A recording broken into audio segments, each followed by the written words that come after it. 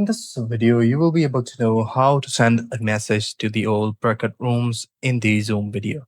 So for that, the process is very simple. If you're new to the channel, make sure you follow the video till the end to get to know about it. And if you want to create a Breakout room in the Zoom conference, the link will be in the top right corner.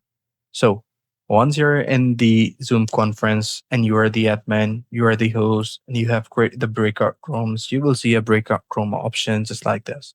And once you click on that, you will see this sort of a pop-up menu. Here, you will see a broadcast option in the middle of the plan next session and a close all room. Just click on that and you will see broadcast message. Either you guys can send your own voice to all the channels, or you guys can use broadcast message option in order to send a broadcast message to the all. Here, just type the message, and then you will be able to send that.